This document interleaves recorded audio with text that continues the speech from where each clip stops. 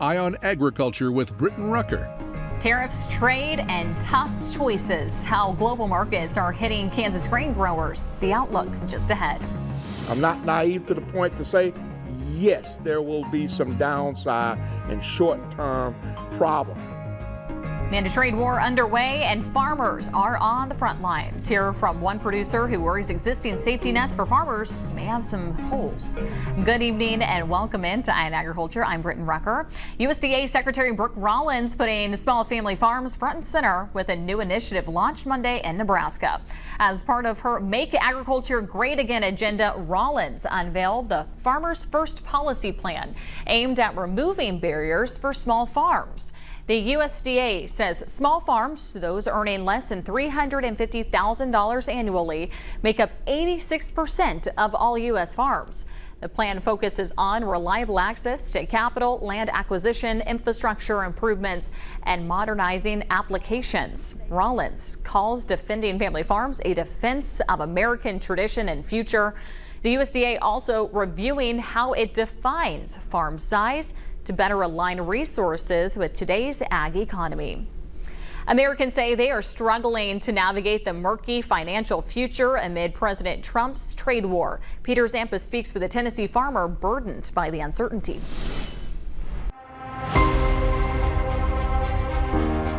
President Donald Trump has said tariff is the most beautiful word in the dictionary. He argues this trade tactic is a leverage play, forcing trading partners to the negotiating table and convincing companies to invest inside the United States. But when superpowers like China hit back, farmers like Thomas Burrell say there's at least some short-term pain. As I said, sooner or later, China's going to have to come up for air. We've got about 600 acres in production. God has blessed this country of being the bread basket of the world.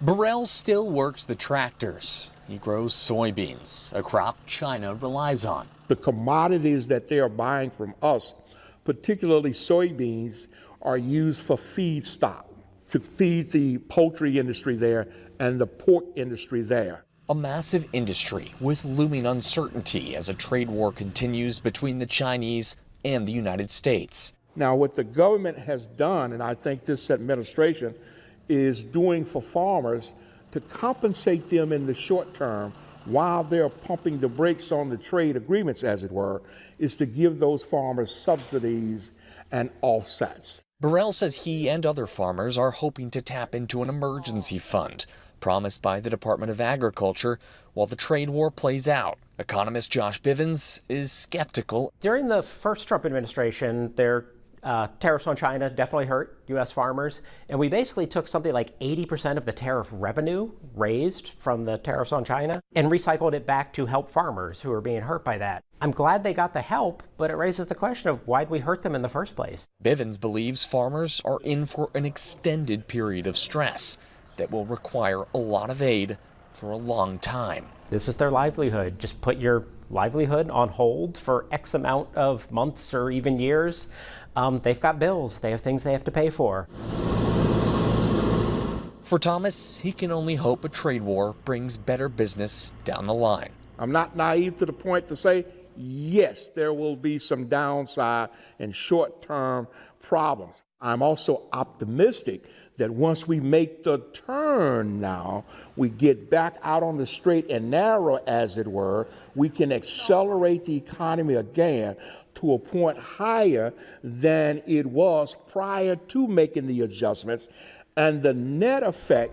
The timeline for trade wars with countries like China is an open question, and it's an open question that farmers here in the U.S. want an answer to. Because, after all, the longer that this continues, the longer these farmers are forced to operate in turbulent conditions. I'm Peter Zampa, listening to America. Kansas Farmers and Ranchers CRP sign-up is open now through June 2nd.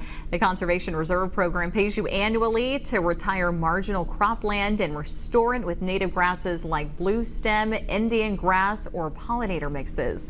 You'll reduce erosion, improve water quality, recharge aquifers, and create habitats for pheasants, quail, and monarch butterflies. This year's focus includes priority zones in central and western Kansas. You can visit your local FSA office to find out how you can enroll.